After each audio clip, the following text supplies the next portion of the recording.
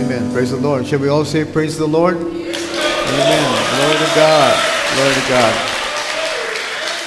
Man, it's good to be in the house of the Lord once again. Pwede na kayo maupo.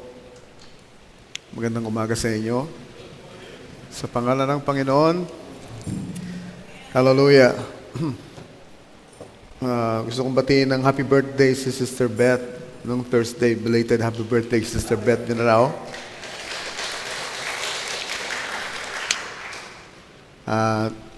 Sabi niya, mamaya daw, huwag muna kayong uuwi kasi naganda siya ng konting refreshment para sa ating lahat.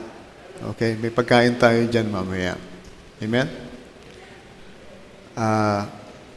At tinitingnan ko yung regalo sa kanya ni Lord, brand new na Honda Civic. Grabe.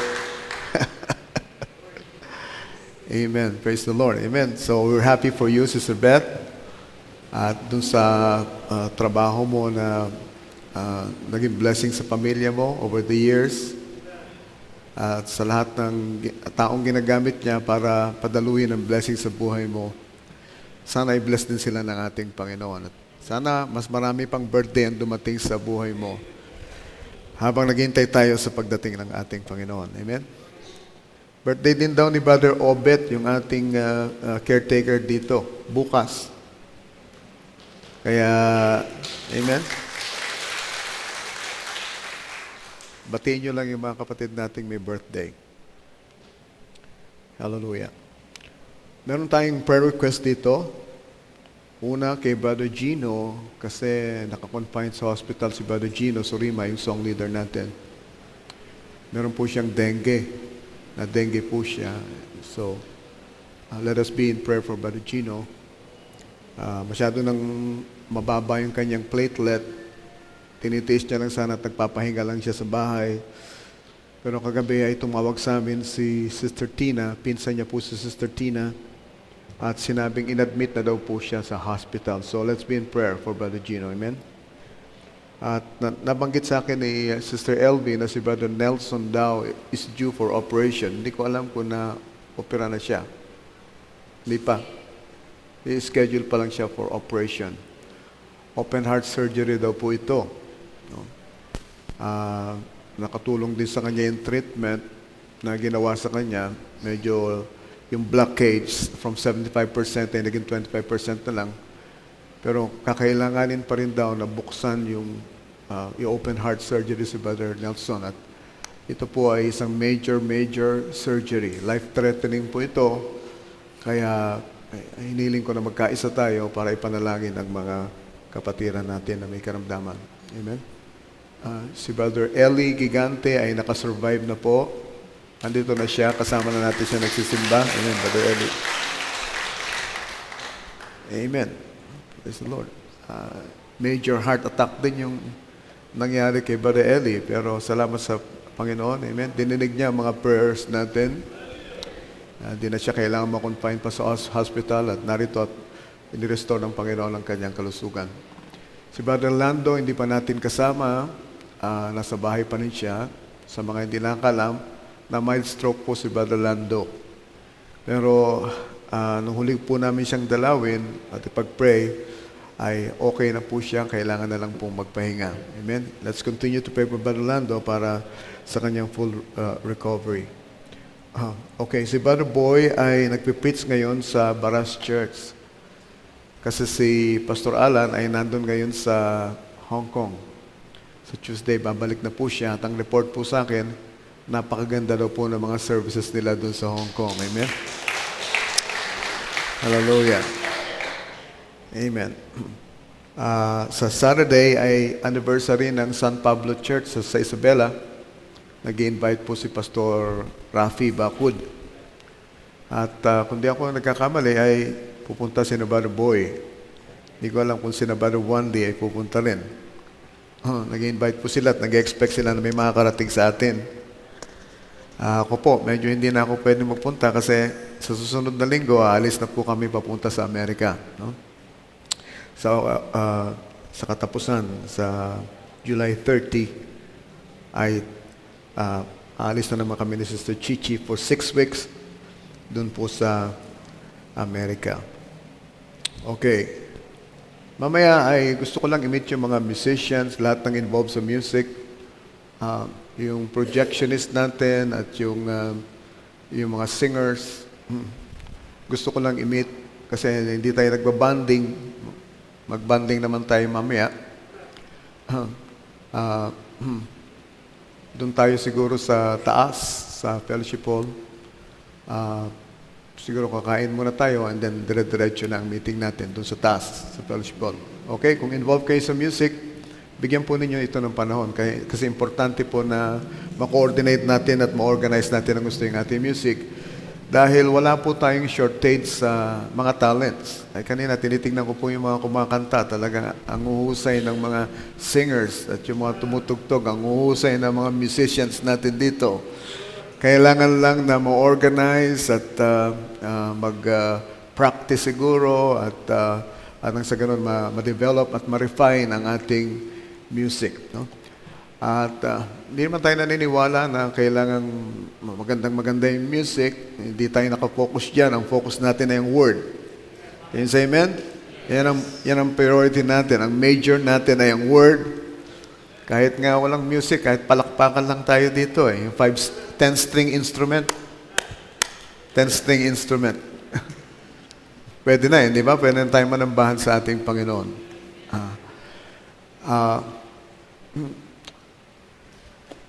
Okay, mamaya ko na nasabihin siguro mamaya sa mga musicians natin. Kasi nakaka-travel po ako, nagpupunta po ako sa, nagpipreach po ako sa iba't ibang message churches sa buong mundo at nakita ko po yung kanilang music. No? At alam ko na iba-iba ang kultura ng bawat bansa, kaya iba-iba rin ang paraan ng tugtugan at kantahan. Pero, naniniwala ako na yung Branham Tabernacle, kung saan nagpastor si Brother Branham na mahabang panahon, naniniwala ako na yun ang example natin. You agree? Yun ang example natin, yung Branham Tabernacle. At kaya sana yung tunog nila sa music ay sana ganun din na maging tunog natin. No? Of course, there has to be some kind of a flexibility dahil meron tayong mga bagong kanta na tinutugtog at inaawit dito sa church. Hindi naman masama yun. Kaya lang gusto kong ibalik yung ganong atmosphere sa church. No? At mamaya, ay kung ano mapag-usapan namin mamaya, share din namin sa kongregasyon. Okay? Kahapon, although ito ay hindi masyadong nai-anunsyo, pero ito ay hosted ni Brother Hill Ravino, yung aming Interchurch Fellowship. Kahapon ay dinaos doon sa Quezon Memorial Circle. Actually, nung Thursday lang namin ito in-announce. Kaya kukunti lang ang naka-attend. Pero kung hindi kayo naka-attend, na-miss yung napakalaking blessing. Na-miss po ninyo. Talagang sinamahan kami ng Panginoon.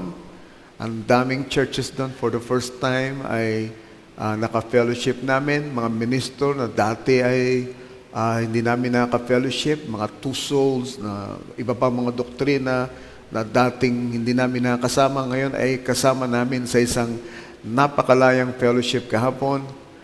At merong isang brother doon, si Brother Tomas, na nag-preach siya at napakaganda ng kanyang preaching. Kaya sa ating joint fellowship sa 28, in-invite ko po siya para siya ang mag-preach dito sa ating Rizal Joint Fellowship. No? Kasi gusto ko po yung inspirasyon na narinig ko sa kanya kahapon.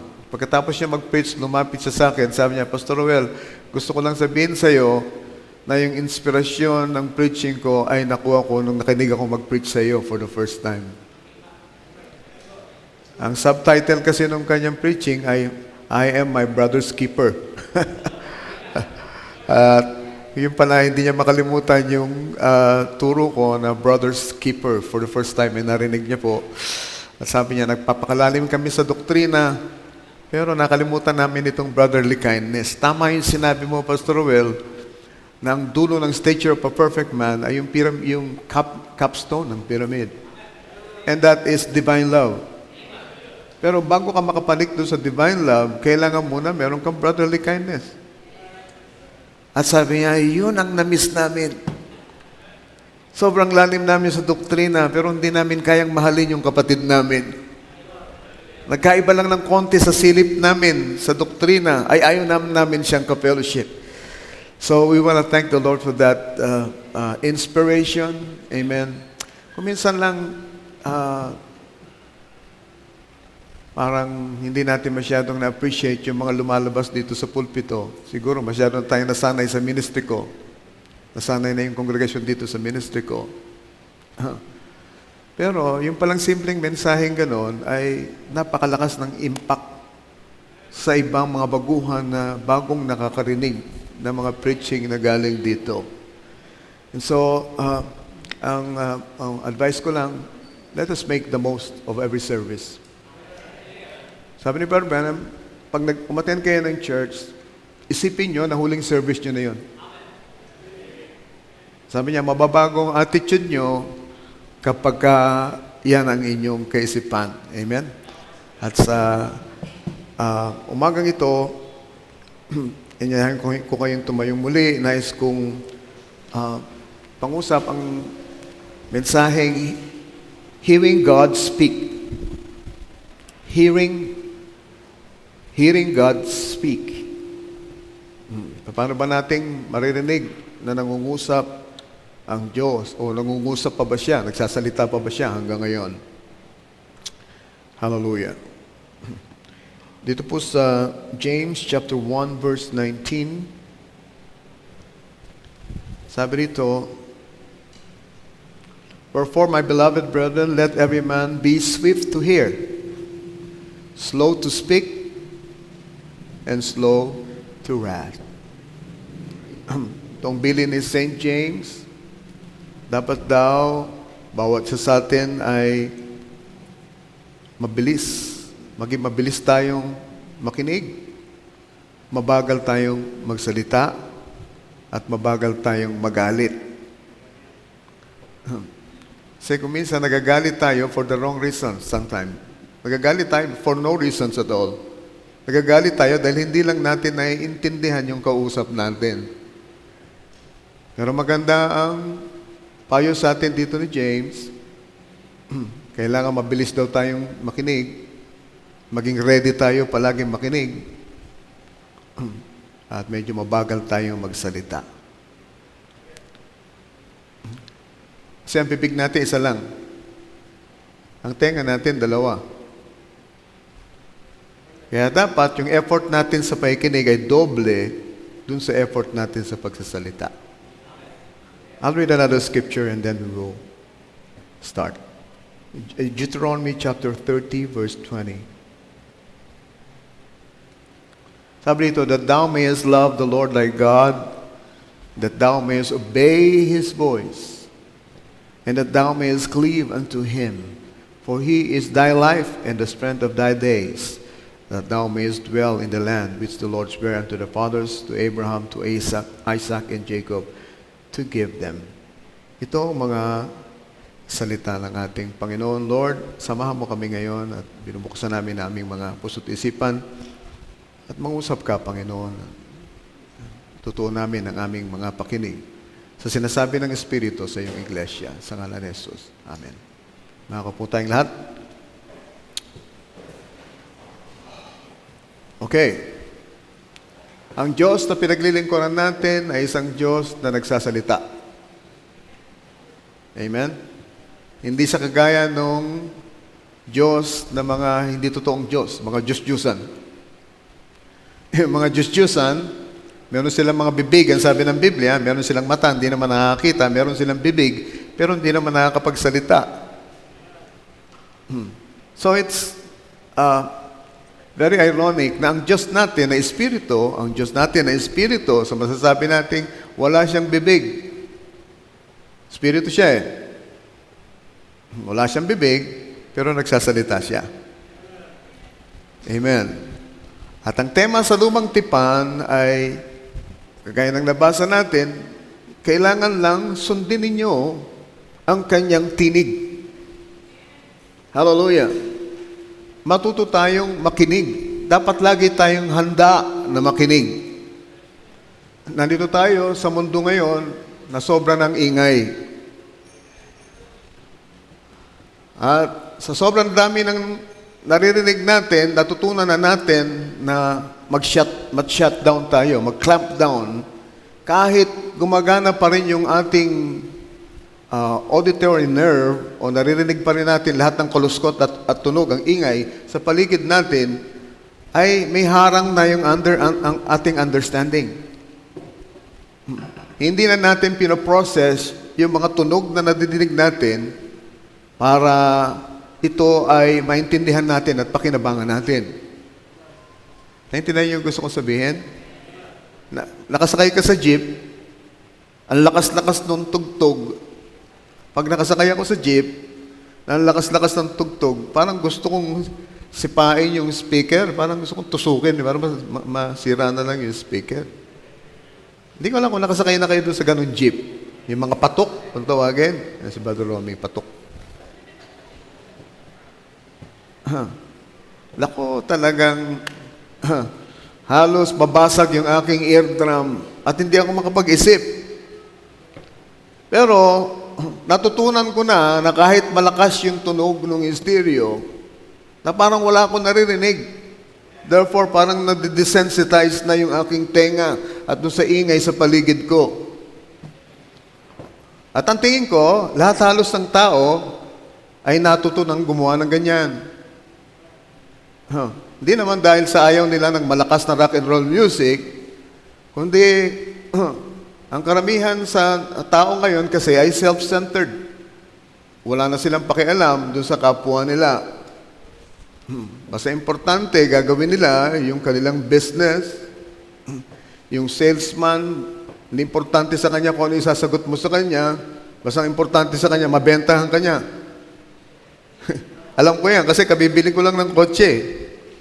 Naku, lahat ng walang tigil talagang kabisado na ng salesman yung kanyang sinasabi. At nagtatanong ako, hindi niya napapansin yung aking tanong, mali yung kanyang sinasagot, hindi na-address talaga yung mga pangangailangan ko na impormasyon na gusto kong makuha sa kanya kasi hindi naman siya nakikinig. Hallelujah. Ang interest niya lang, mabentahan niya ako ng kotse. Have you ever talked to people like that? Nakakausap niyo ba na ba yung mga Jehovah's Witness na kumakatok sa mga bahay? Naglabas ako ng Bible ko and I try to reason with them at yung pala na-train sila na huwag makinig sa'yo. Ang training nila, hindi makikinig sa anumang sinasabi mo na reason. Ang training nila, sila lang dapat ang magsasalita at mag-explain. So para silang mga kabayo na may blinders. Okay? Kaya may blinders ang kabayo, yung takip sa mata ng kabayo, para hindi sila ma-distract nung mga nakikita nila sa paligid nila. At ang makita lang nila ay nandun directly in front of them. Para hindi sila nervyusin, ang kabayo kasi masyadong nervyoso yan at madali silang ma-distract. Kailangan, ipakita mo lang sa kanila yung gusto nilang makita. And I think that's about the situation of everybody in this age that we're living in. Masyado tayong nakapokus sa ating sarili, sa buhay natin. Nang ginawa natin ay nag-clamp down na tayo at sinarado na natin yung tenga natin sa mga lahat ng tunog na narinig natin. At hindi na importante yun. Ang importante yung gusto nating gawin para sa sarili natin.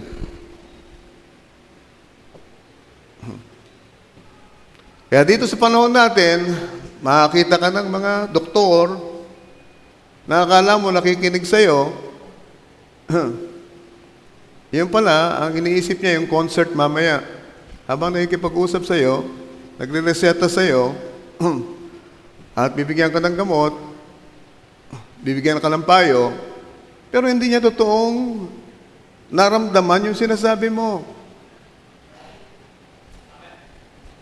Kulang siya sa compassion. Basta mechanical nilang yung ginagawa nila, ano sakit mo? Masakit ang ulo mo, eto ang gamot. Ang pasyente nangangailangan ng simpatya galing sa doktor. Nangangailangan siya ng makataong payo, hindi lang reseta ng gamot. Di ba? Naintindihan yung gusto ko sabihin? Kailangan ang doktor ay sympathetic to sa kanyang pasyente. Inaalam niya maigi ano bang nararamdaman, ano bang problema talaga nitong pasyente ko. Sabi ni Barbara, yan ang gagawin ng isang doktor. Hindi yung pagpasok mo, bibigyan ka kagad ng reseta. Hallelujah. Kailangan i-diagnose muna yung sakit mo at i-analyze maigi ng doktor. Pakinggan niya kung ano yung mga dinadaing ng kanyang pasyente. Pero hindi ganon, hindi ba? Bakit?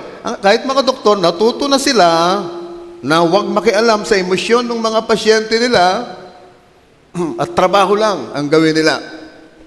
In other words, nagdodoktor sila, pero ang totoo, pera lang iniisip nila. Amen? And the same thing happens sa bawat linya ng profession. If you're not a Christian, you're like that. Bakit? Sarili mo lang kasi iniisip mo eh. Wala ka nang pakialam kung ano yung pinagdadaanan ng ibang tao. Ang sabi natin problema ko lang, ang dami na makikialam pa ako sa problema na iba. So, nangyayari, natuto tayo nung nakikinig tayo, pero pasok dito, labas dito sa kabila. Kung minsan, nakakakita ako ng mga taong ganyan sa church.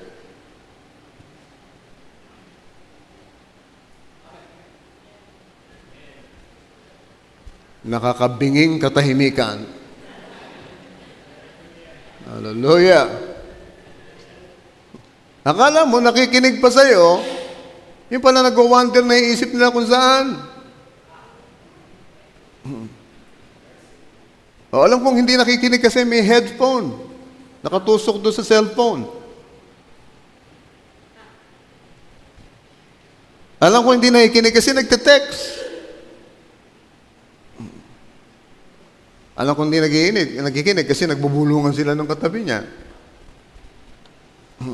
Hallelujah. Bakit? Inisip ko kung natuto na ba tayong i-shut down yung isip natin. At yan palagay ko ang dahilan kung bakit may mga taong ang pakiramdam nila ay hindi na nagsasalita ang Diyos. But I'm here to tell you, ang Diyos natin ay Diyos na nagsasalita.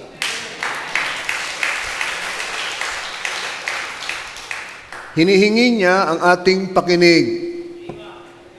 Kung mabasahin niyo yung message ng Revelation chapter 2 about the 7 church ages, sa bawat church age, ang huling statement niya, sabi niya, "He that hath an ear, let him hear what the Spirit saith unto the churches." At kung ang Laodicea ay kasama sa mga churches na binabanggit, ay nangungusap pa rin ang Diyos sa Laodicea. Hallelujah. Although alam natin, ang karamihan sa Laodicea ay nag-clamp down na, nasa church pa rin, nagbabasa pa rin ng Biblia, nakikinig pa rin sa sermon ng kanilang pastor, pero wala nang pumapasok na kapahayagan sa isipan nila.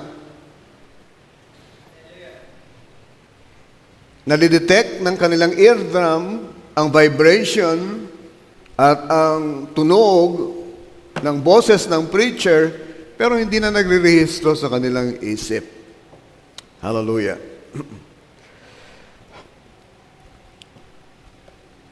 I can say the same thing about preachers.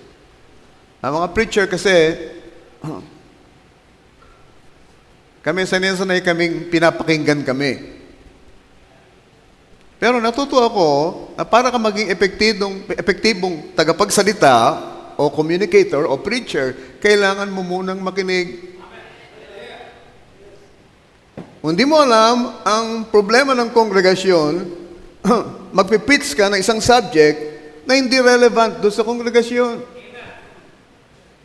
Hindi kailangan ng kongregasyon yung pinipitch mo. Hallelujah. Amen?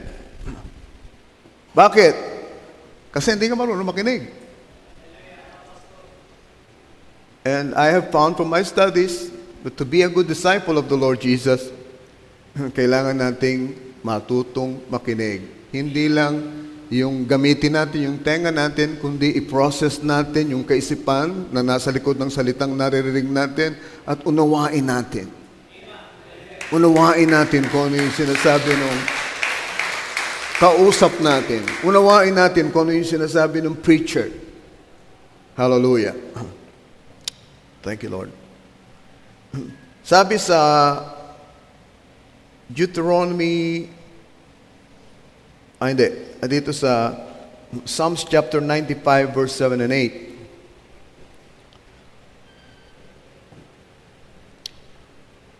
Sabi, for He is our God, and we are the people of His pasture, and the sheep of His hand. Today, if you will hear His voice, harden not your heart as in the provocation, as in the day of temptation in the wilderness. So ito ang tema sa Lumang Tipan. Tayo ika ang kanyang kawan, at ang Diyos natin ang ating pastor. At ang pastor ay nangungusap sa kanyang tupa. Hallelujah. Pero sa araw na ito, kung pakikinggan nyo lang ang kanyang tinig at hindi nyo patitigasin ang inyong puso. In other words, ito pala ang sinasabing pakikinig sa Diyos. There's a difference between just hearing and listening. Pag sinabing naririnig nyo lang yung tunog. Pero pag sinabing listening, you are hearing it intently with the purpose of processing in your mind the idea or the thought that was being spoken upang ito ay iyong mapakinabangan at pinipilit mong intindihin. Hallelujah. So may kaibahan yung naririnig mo lang sa inuunawa mo kung ano yung napapakinggan. Totoong meron kang intensyong intindihin kung ano yung sinasabi. At sa Old Testament ay nangusap ang Diyos at lagi sinasabi ng Diyos, pag pinakinggan niyo ang aking tinig, i-bless ko kayo. Pag binaliwala niyo ako, ay hindi rin dadaloy sa buhay niyo ang blessing. Jeremiah chapter 13 verse 10.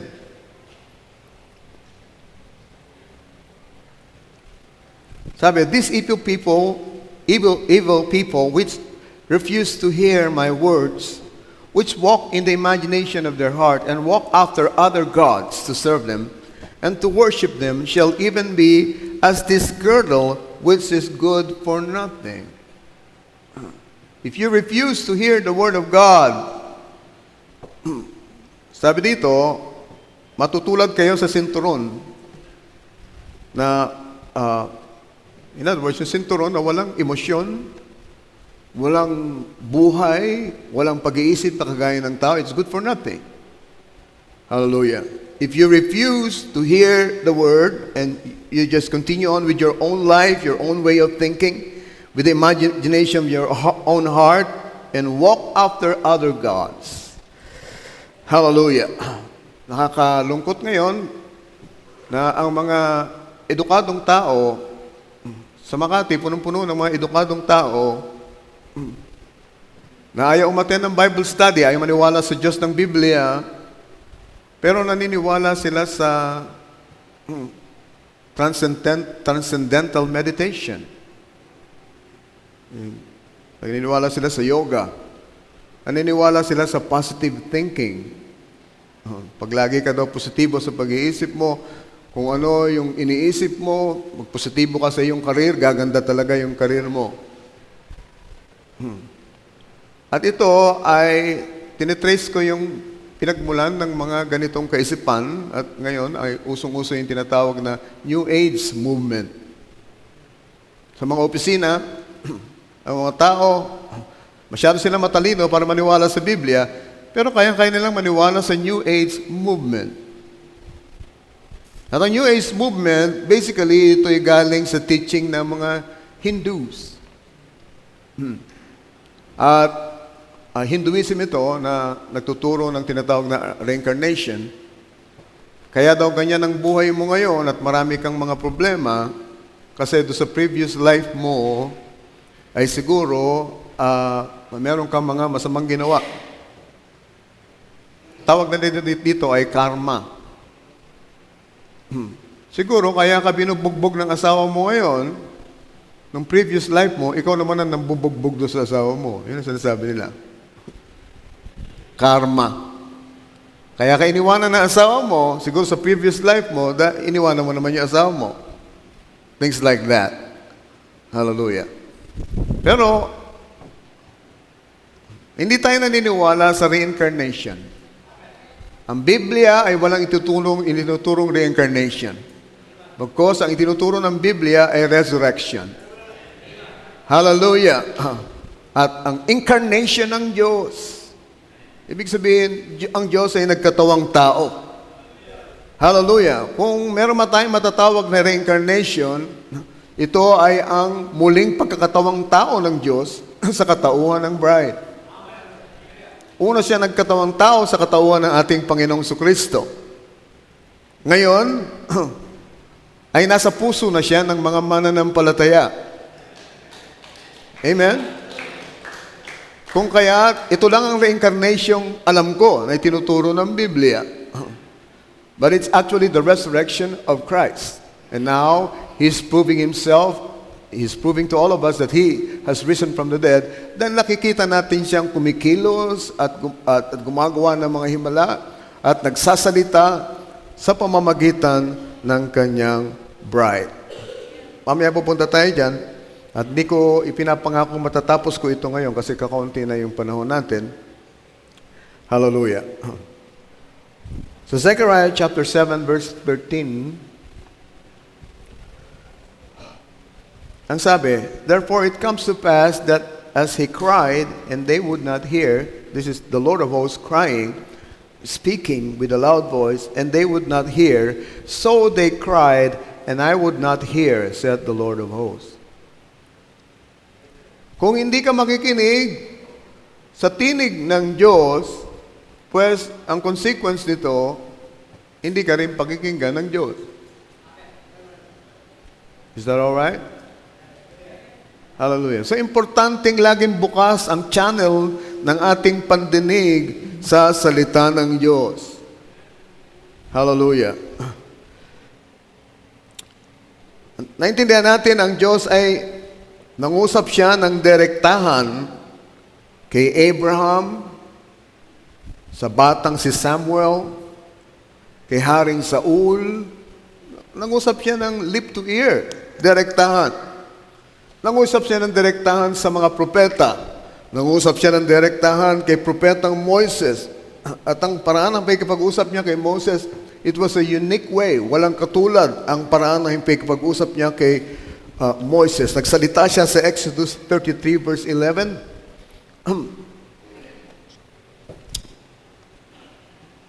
Ang sabi rito, and the Lord spake unto Moses face to face, as a man speaketh unto his friend. And he turned it again in the camp, but his servant Joshua, the son of Nun, a young man, departed not out of the tabernacle. Habang nandun si Joshua sa tabernakulo, si Moses para siyang kaibigan ng Diyos na sabi, kami doon dito sa labas, mag-usap muna tayo, magkwentuhan muna tayo. Nag-usap sila ng harapan, nakaharap niya ang Diyos. Hallelujah. Oh, I wish na makipag-usap din ang harapan ng Diyos sa akin katulad ng may kapag-usap niya kay Moses. Pero wag na tayong umasa. Hindi tayo si Moises. Hindi kagaya ng ministry ni Moises ang ibinigay ng Diyos na ministry sa atin. Meron tayong espesyal na bahagi sa katawan ng ating Panginoon na iba rin naman sa pagkatawag ni Moises. Pero kaya ako pinapakita ito sa inyo para ipakita sa inyo ang unique way, walang katulad na paraan ng pakikipag-usap ng Diyos kay Moises. Walang ibang propeta na kinausap ng Diyos na katulad ng pagkausap niya kay Moises. Hallelujah. Dito sa Numbers chapter 12, verse 6 to 9, naalala niyo si Moises, sabi niya, pagdating niyo doon sa promised land, huwag kayong mag-aasawa ng mga taga roon. Let's keep the lineage clean and pure. Huwag kayong mag-isipag-asawa ng mga Filisteo. Huwag kayong mag-isipag-asawa sa ibang mga lahi. Sa araw, umuwi si Moises, nag-uwi siya ng asawang Ethiopian. Hudyo siya, pero negra yung kanyang napangasawa. Africana. Of course, nagalit itong sina Miriam at si Aaron. Siyempre, kung ikaw, ilalagay mo yung sarili mo kay Aaron. Pambira naman to si Pastor Moises Preach ng preach. Pagkatapos kung ano yung pinlits niya, yung mismo ang sinuway niya. Abay, kikriticize mo nga si Moises. At pinatawag sila ng Diyos. Silang tatlo. Na nagkaroon na ng commotion dun sa church. At itong sinermo na ng Diyos, alam niyo kung sino? Hindi si Moises, kundi si Aaron at saka si Miriam. Matter of fact, pinarusahan ng Diyos si Aaron at saka si Miriam. Kinetong sila. Si Moises, na tila baga inconsistent dun sa kanyang ipinapangaral, yung kanyang ginawa, lalo pang binless ni Lord at binindicate ni Lord. Verse 6. Pakinggan natin ito. And he said, hear now my words. Ito na ang judgment. Pagkatapos nila mag-hearing na tatlo, hear now my words. If there be a prophet among you, I, the Lord, will make myself known unto him in a vision, and I will speak to him in a dream. Hallelujah. Kung may propeta sa inyo, magpapakita ko sa kanya ng pangitain at magpapakita ko sa kanya ng mga panaginip. At naniniwala ako, hanggang ngayon, meron pa rin mga propeta ang Diyos. Meron pa rin mga believers na nakakita ng mga vision at nakakita ng mga panaginip. Bakit? Dahil propeta sila eh. Verse 7. Verse 7. But my servant Moses is not so. Tandaan nyo. Hallelujah. Kung kayo propeta, mangungusap ako sa inyo sa pamagitan ng mga panaginip. At ang panaginip, kailangan nyo pang bigyan ng interpretasyon. Hallelujah. Ang vision, ganun din. Pero iba, ang pagkapropeta nitong aking lingkod na si Moises. Hallelujah. Who is faithful in all my house.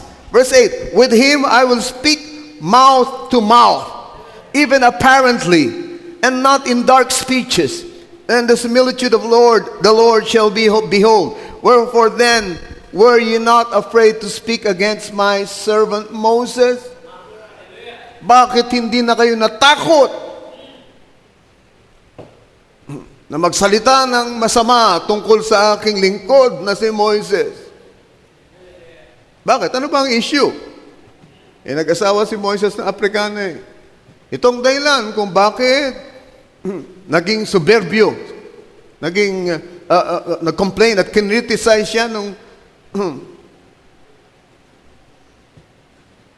kanyang mga kapatid. Mga kapatid mismo sa laman. Hallelujah. Sabi ko nga kung kaya tayo nabuhay dun sa panahon ni Moises, kanino kaya tayo kakampi dito sa issue na to? Kay Moses ba o kay Aaron at kay Miriam? Kanino kaya tayo kakampi? Malamang kakampi tayo kay Aaron at kay Miriam. Malamang din kasama tayo sa rebuke. Malamang din kasama tayo sa kinetong. Malamang din kasama tayo sa napahiya. Hallelujah.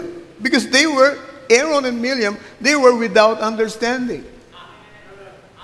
Pero ngayon, naintindihan na natin na hindi si Moises ang namili nung kanyang mapapangasawa. It was the Christ in Moses that chose his wife.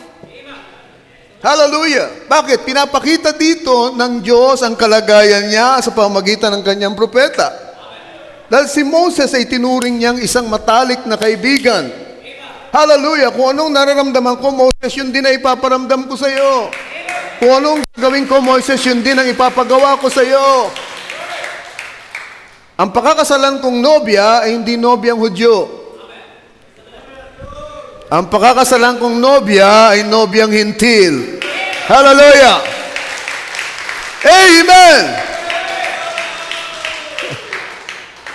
Pero wala namang explanation si Moises. O ito Afrikano yung napangasawa ko kasi hindi ako namili nito. Si Lord ang namili nito para sa akin. Ibig lang sabihin nito, someday, further down the road, lalabas ang Kristo, ipipresenta niya ang kanyang salita, una niyang liligawan ang mga Israelitas, at tatanggihan nila ang kanyang ebanghelyo, kaya ang pipiliin niya at pakakasalan ay hindi mga Hudyo, kundi mga Hentil. Pero walang ganang explanation si Moses. Hallelujah. But it became a revelation to Moses. Hallelujah. Meron akong suspetsya na maging si Moses, hindi niya fully naiintindihan yung kanyang ginagawa. Hallelujah. Pero magkatapos kausapin ng Panginoon itong tatlo, pagkatapos niyang mitingin, at katigan niya si Moses ay somehow naintindihan ni Aaron at ni Miriam na ganito nga ang pangyayari. It was not Moses that did that, it was God in Moses. Hindi si Moises ang namili ng kanyang asawa, ang Diyos yun na kay Moises. Hallelujah. Kung kaya, mag-iingat tayo mag-criticize sa prophet. Huwag tayo masyadong mabilis magsabi, mali ang propeta dito, mali ang propeta dyan. Paano kung hindi lang natin naintindihan?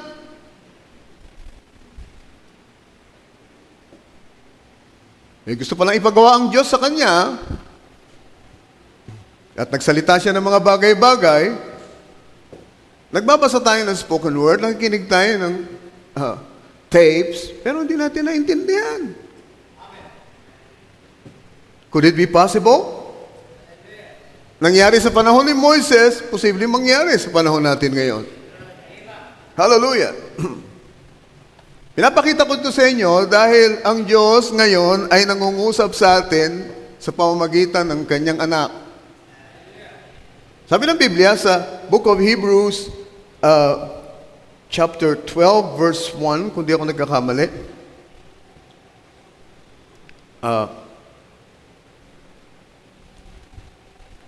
Verse 2. Tama ba yan?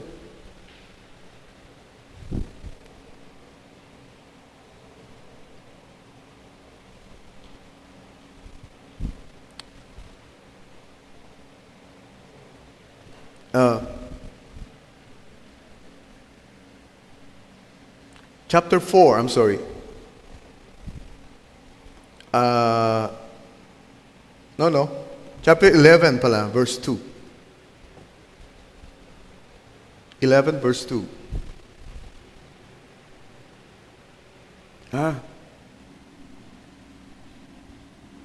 Hebrews chapter 1, I'm sorry. Malabo ang aking mata. Hebrews chapter 1, verse 2. Verse 1 muna. Sabi dito, God who at sundry times in diverse manners spake in the times past unto the fathers by the prophets, has in these last days spoken unto us by His Son, whom He has appointed heir of all the things, by whom all He made all the worlds. Ang Diyos daw ang nangusap sa pamagitan ng mga propeta, kaya mga propeta, lagi nilang sinasabi, thus saith the Lord, dahil ang Diyos talaga ang nagsasalita sa pamamagitan ng kanilang bibig. Sa uling araw ay nangungusap sa atin ngayon, sa pamamagitan ng kanyang anak. Sino ba ang anak ng Diyos? Ang ating Panginoong Jesucristo. Pero meron siyang tatlong klase ng sonship. Ang isa ay anak ng Diyos, God being a spirit. So pag sinabing anak ng Diyos, it speaks of His sonship in the person or in the office of the Holy Spirit. Pero bukod sa Son of God ay Son of Man din siya. At anong ibig sabihin ng Son of Man? Prophet. Amen? At bukod sa Son of Man, ay siya ay Son of David din. At anong ibig sabihin ng Son of David? King. He will be king in the millennium. Son of Man siya nung nandito siya sa ibabaw ng lupa. Pero, dito sa Hebrews chapter 1, ay sinasabi rito na sa huling araw ay mangungusap siya sa pamamagitan ng anak. In other words, dati siyang nangungusap sa mga propeta, at yung mga propeta, pag samasamahin mo yun, hallelujah, ang ultimatum o ang propeta ng mga propeta, ang pinaka-absolute, hallelujah, na may hawak na thus said the Lord, na magsasalita ng salita ng Diyos, ay ang anak. In other words, makatitiyak tayo na ngayon ang nangungusap sa atin ay ang anak. Hallelujah. Anong klaseng sonship ito? Tingnan natin sa Luke chapter 17 verse 30. I'm just laying the foundations now. At maring foundation muna, tutuyin na lang natin sa susunod na linggo dahil masyado na tayong late. Dito, ang sabi sa verse 13 ng Luke 17, sabi, even thus shall it be in the day when the Son of Man is revealed. There's going to be a revealing of the Son of Man. Makinig kayo maigi. It's not Son of God. It's not Son of David. But it's the revealing of the Son of Man. And Son of Man is prophet. Therefore, nangungusap siya ngayon sa iglesia sa pamamagitan ng prophetic ministry ng Son of Man. Ang Son of Man ay si Jesus. He's the prophet. He's the greatest of all the prophets. He is the prophet. Not just a Son of Man, but the Son of Man. Pag sinabi niyong the Son of Man, ito na ang pinakadakilang propeta. Wala nang tataas pa kaysa sa propetang ito. Dakila si Moises, oo. Pero mas dakila pa siya kay Moises. Bagamat sinabi ni Moises na may susugo sa inyo ang Diyos na isang propetang katulad ko, speaking about Christ. At pagdating niya at siya nagsalita, dapat matuto kayong makinig sa kanyang tinig. Hallelujah. Hindi yung nadidetect lang ng inyong auditory nerve. Ang sinasabi ni Moses, kailangan matutunan yung i-process ang kaisipang ikino-convey niya. Hallelujah. Dahil ito ay kaisipan ng Diyos. Ang sinasalita ng Son of Man ay salita ng Diyos. Ang Son of Man ministry ay ministry ng Diyos. Can you say amen? Hallelujah.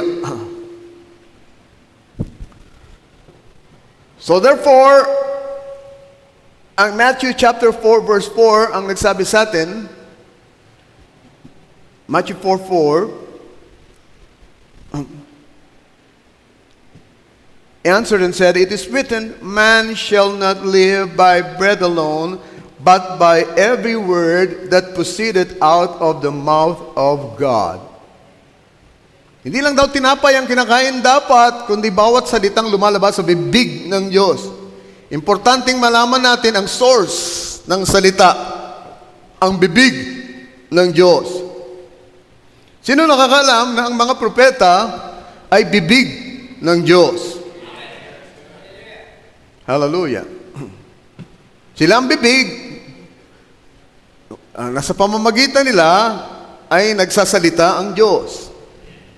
Dila lang at bibig lang at yung speaking faculty lang ng tao ang ginagamit ng Diyos, pero actually, ang Diyos ang nagsasalita. Hallelujah. So, basahin natin uli ang scripture na ito. It is written, man shall not live by bread alone, but by every word that proceeded out of the mouthpiece of God. Amen. At sino ba ang mouthpiece ng Diyos? Ang mga propeta. At ang tingin ko, ito ang pinakamalaking deficiency ng iglesia ngayon. Meron silang apostol, meron silang pastor, meron silang kinikilala mga teacher, meron silang kinikilala mga evangelist, pero wala silang kinikilalang propeta. Nang sabi sa atin na Ephesians chapter 4 verse 11, kung babasahin natin hanggang 15, Ephesians 4:11. Binigyan tayo ng fivefold ministry para magpatuloy sa pangungusap sa atin ang Diyos.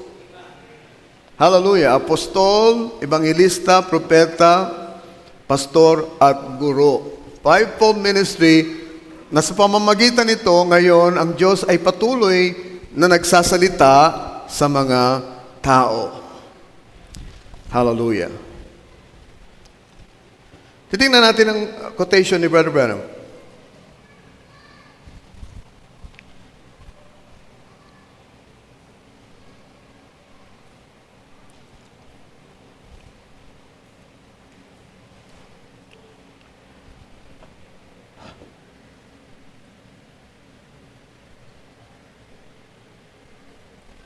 I have no more to do with it than anybody. Than anybody. Sabi niya, the angel and triples, now that same spirit, not because that I am here, why I have no more to do with it than anybody out there. It's because that He is here. Christ is here. The Holy Spirit, the angel of God. Tingnan nyo, si Kristo at ang Holy Spirit at ang angel of God ay isang persona. Can you see that? Christ is here, the Holy Spirit, the angel of God. And I'm here just as a mouthpiece for Him. And Moses was just a mouthpiece for Him. And Jesus was just a mouthpiece for God. And He died to redeem us sinners that the program of God might be carried on down through the age, through the church. And ministers that are consecrated to God become channels where God can speak through, preach the gospel, heal the sick, and show signs and wonders. Nakita nyo? Nag-channel ang Diyos sa mouthpiece which was the prophet. Pagkatapos, under the prophet ay ang fivefold ministry para makapag-minister siya ng healing, ng pananampalataya at ng blessing sa kanyang bride through the fivefold ministry. So makikita natin, we're thankful for the prophet dahil direktang nagsalita ang Diyos. Ang mensahe niya ay, thus saith the Lord. At this becomes our absolute. When God speaks it, it becomes an absolute. Hindi na pwede itong baguhin. Hindi na pwede itong i-revise. Hallelujah. Because it's thus saith the Lord. At ang kailangan na lang, mag-subscribe tayo at magpakumbaba tayo at pakinggan natin kung sinasabi ng thus saith the Lord at ipamuhay natin ito. Ang problema, si Brother Branham, kaya maingat siya sa pagdating sa message. Alam niya, hindi niya mensahe ang kanyang sinabi. So he said, ilang beses sinabi niya sa atin, remember to only say what the tapes say. At ngayon, nakikinig ako sa preaching ng mga ministers supposedly that are in the message, at marami silang sinasabi na hindi naman sinabi ni Brother Branham. In other words, kagaya ng isang ministro na nagsabi sa akin, actually lumabas dito sa pulpitong to, right from this pulpit. Sabi niya, sino daw yon? Yung anak ni Noah na si Ham, ay sinipingan daw ni Ham ang kanyang nanay at yun ang kanyang kasalanan. Incest. At sino yung lumabas na anak? I forgot, but kaya yun ang naging supling nila ay nagkaroon ng anak si Ham sa nanay niya. At hindi ko mabasa yun sa Biblia, ang kasalanan lang ni Ham ay hindi niya pinagtakpan ang kahihiyan ng kanyang ama. Bagkos ay sinabi niya pa sa ibang tao. Sinabi niya pa sa kanyang kapatid. Dapat sana kung nakita niya nakahubot-ubad sa kalasingan, si Noah, siya na mismo ang nagtakip ng kanyang kahihiyan. Bagkos ay mukhang pinagtawanan pa ni Ham. At yun ang nakikita ko, disrespect sa magulang ang naging kasalanan ni Ham. Pero, nung mag-umpisa ko sa message, ay naririnig ko na ito, ng kasalanan ni Ham ay incest. Nung magkaroon ako ng computer, inumpisa kong hanapin kung sinabi ba ito ni Brother Branham, at kahit minsan, hindi niya sinabi. Therefore, lumalabas na ito ay insertion ng mga ministrong nagsasabing sila ay preacher ng mensaheng ito. Hallelujah. So, it's important to make the messages, the tapes, and the books available to the people. Kaya nga meron tayong library dyan kung saan makikita nyo ang kopya ng bawat tape o bawat sermon na pinrich ni Brother Branham at makikita nyo ang kopya ng bawat libro na transcription ng bawat sermon ni Brother Branham dahil sa tingin ko ay importante na malaman ng lahat kung ano ang sinalita ng propeta sa ating panahon. Therefore, meron tayong basis, meron tayong filter. Lahat ng marinig natin preaching, dapat i-filter natin through the recorded messages of the prophet. Kasi yun ang sinabi ng prophet. Remember to only say what the tapes say. On the other hand, pwede rin namang ang isang preacher ay nagsasalita, kino-quote niya lang ang prophet, pero mali pa rin yung kino-quote niya. Word for word, kino-quote niya ang prophet, pero mali pa rin yung presentation niya. Bakit? Ini-splice kasi.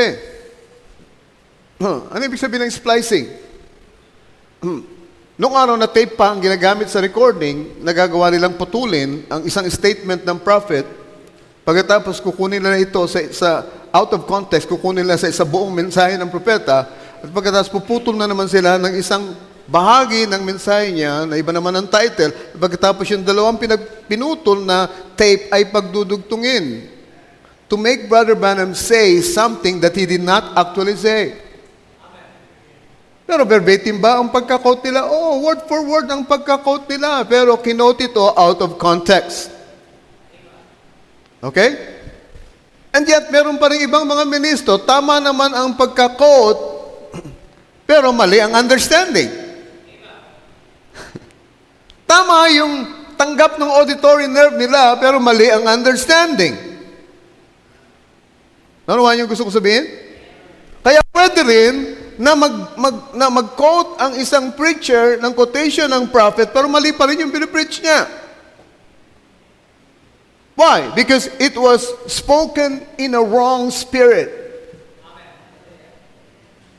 Sabi ng Panginoong Jesucristo, tungkol sa mga Pariseo na napakahusay sa titik ng kautusan ni Moises, alam na alam nila ang Torah. Ang Torah ay ang Old Testament. Alam nila lahat ng pasikot-sikot ng kautusan. Siguro kabisado nila, walking Bibles ang mga Pharisees na ito. Pero sabi ni Lord, ang titik nakakamatay. Ang Espiritu ang siyang nagbibigay ng buhay sa titik. So hindi masyadong importante yung nababasang titik. Hallelujah. Because it can only bring death kung wala ang tamang understanding. Kung wala ang Espiritu ng Diyos. Hallelujah. Ang letra o ang salita, kung wala ang Espiritu ng Diyos, hallelujah, can only bring death. It is the Spirit that gives life, hallelujah, and the letter kill it, but the Spirit, it gives life. So in other words, pwede pa rin mag-quote ang isang preacher word for word, pero mali na pala yung pinipresenta niyang kaisipan kasi hindi niya nakuha yung kaisipang nasa likod ng bawat spoken word o quotation na kanyang kinuquote. That is why it's very important to be in tune with the Spirit of God. It's very important to have the experience of being baptized with the Holy Spirit. Pag nasa iyo ang Espiritu ng Diyos, kagaya ng sinabi ko kanina, nasa iyo ang proteksyon ng Diyos. Hallelujah. Amen? Hindi pwedeng aproban ng Diyos ang isang preaching, ng Espiritu ng Diyos ang isang preaching, hallelujah, na sumasalungat sa totoong kahulugan ng naipangaral na salita. Hallelujah. And you know, people say, we can read between the lines. At totoo yun. Nang mabukas ang mga selyo at nabuksan ang mga hiwaga sa Biblia, now we can read between the lines. Yung hindi natin mabasa sa linya, ay pinapaunawa sa atin ng Diyos. Sabi ni Brother Branham, may sulat ako galing sa asawa ko at mahal ko ang asawa ko. Kaya pag nagbabasa ako ng sulat niya, meron akong naiintindihan na mas malalim kaysa doon sa nasa linya o nakasulat, sa aktual na nakasulat. Sabi niya, may sulat si Mida na may patak ng luha. And it meant a lot to me because I loved her. It was her love letter to me. At sabi niya, Bill, nag-iisa ako dito sa bahay at nalulungkot ako at tapos na ang lahat ng gawain ko at naiisip kita. Pag ibang nagbasa nun, yun lang ang mababasa niya doon sa sulat ni Sister Mida. Pero sabi ni Brother Bill, dahil mahal ko yung asawa ko, I can read beyond that. Meron pa akong ibang nababasa doon sa sinulat niya.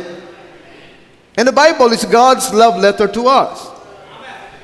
Kung mahal natin ang Diyos, may mababasa tayong mensahe doon na hindi talaga actual na nakasulat. For example, saan niyo makikita na si Abraham at saka si Sarah ay bumalik sa pagkabata? 90-year-old si Sarah, 100 si Abraham, bumalik sila sa itsurang 21 anyos. Where do you read that in the scriptures? Wala kayong mababasa pagka linya for linya ang pinag-usapan. Pero we are able to read between the lines. Bakit? Na makita siya ni sining hari, ano pangalan ng hari? Abimelech. Thank you, brother boy. Nung makita siya ni Abimelech, ang dami ng asawa ni Abimelech, yung pinakamagagandang babaeng doon sa kanyang kaharian ay inasawa niya ng lahat. Nandun sa palasyo. At nang makita niya ang 90-year-old na si Sarah na uugod-ugod na at kulubot na, hallelujah, ay nanlaki ang kanyang mga mata at sabi niya, wow! Wala pa akong nakitang ganito kagandang babae. Sa tanang buhay ko, kailangan mapasa akin siya. Hallelujah. Na-in-love si Melchizedek sa isang uugod-ugod na 90 anyos na lola. Alam natin na hindi gano'n na nangyari. Hallelujah. Nag-body change si Sarah. Bago pa dumating ang pangakong anak, kailangan nang mapalitan ang katawan ni Sarah. Kasi kung di mapapalitan yung kanyang katawan, paano yung pasususuhin yung anak niya? Paano siya magle-labor sa panganak? Tanda-tanda niya na 90 years old. Hallelujah. Kailangan baguhin muna ang kanyang katawan bago dumating ang pangakong anak. At ganoon din naman, kailangan munang baguhin ang ating katawan bago dumating ang pangakong anak. Babaguhin muna ang ating katawan, saka natin siya sasalubungin doon sa mga alapaap. Yan ang pangako ng Biblia. Amen. Putulin na muna natin dito at sapat na ang natanggap natin blessing para tayo mag-rejoice sa umagang ito.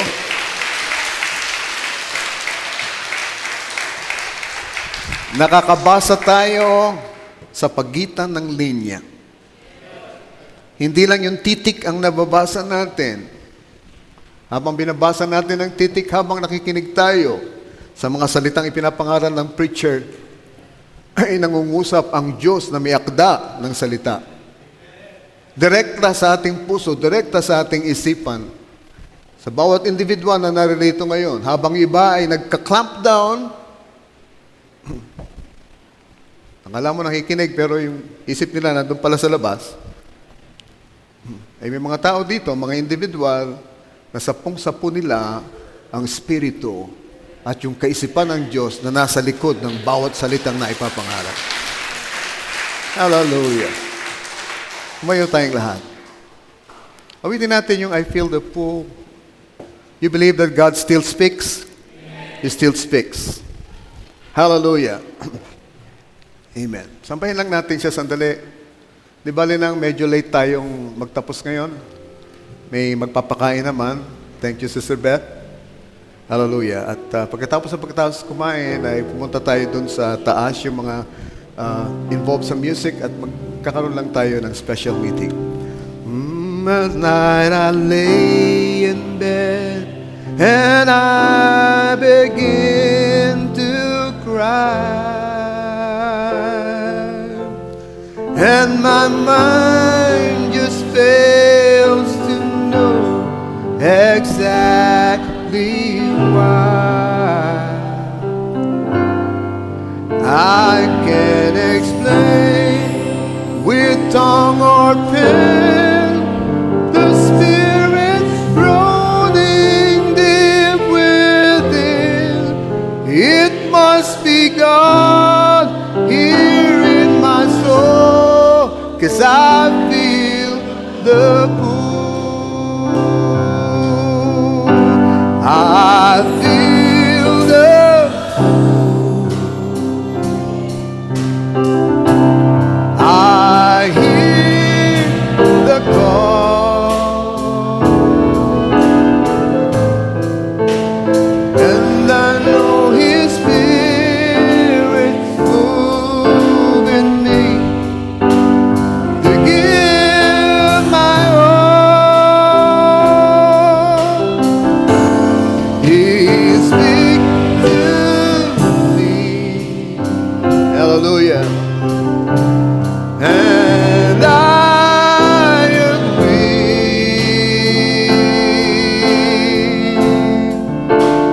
Lord, please come and take control. I feel the pull. Sa G lang tayo, medyo baba natin ng konti para makakanta lahat. I went to hear the word and with His line and pray. Thank you, Lord. Hallelujah. He was drawing me to give a higher praise. Did you hear the word this morning? Hallelujah. Hallelujah. There's a deep call to the deep, like a great magnet pulling me. I know for sure that I reach the goal, 'cause I feel the pull. I feel the. Come on, everybody, sing it. Hallelujah. Do you feel the pull? Do you hear the call? Hallelujah. Do you hear it, saints? And I know His Spirit's moving me to give my all.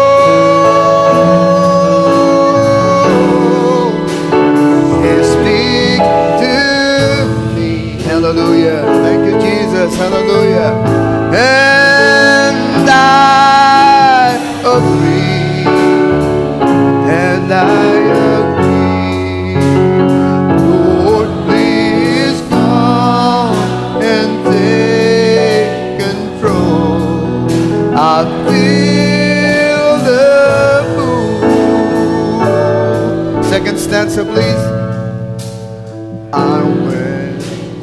to hear the word and when it's line and pray.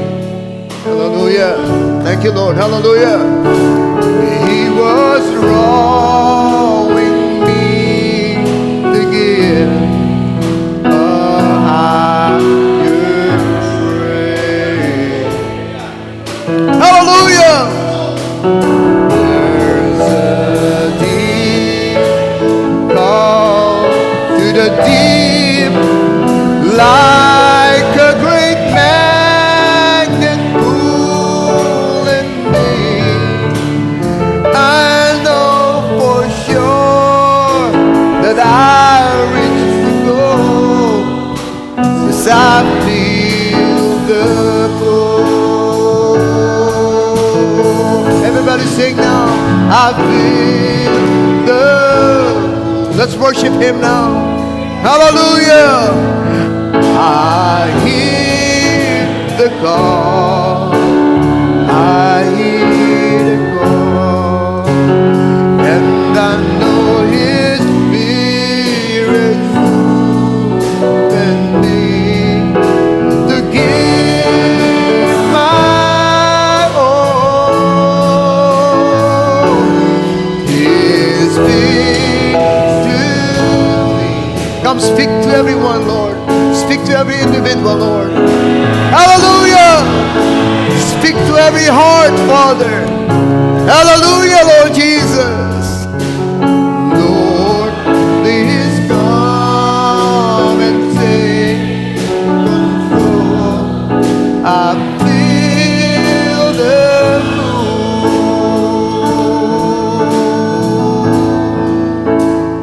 Lord, please come and take control. I feel the pull.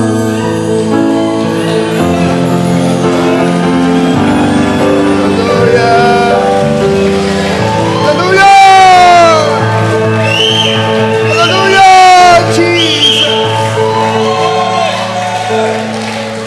Hallelujah, Jesus. Hallelujah, Jesus. Hallelujah, Jesus. Hallelujah, we are listening to you, Lord. Our ears are open. Speak to your people. Hallelujah, Jesus.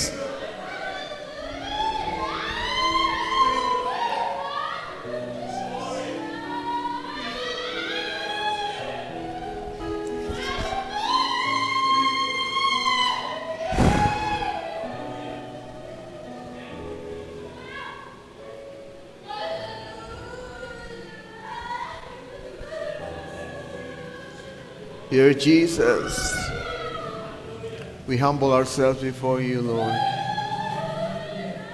Hallelujah. We realize that you still speak. Hallelujah. You still speak through the bride, Lord Jesus. Hallelujah.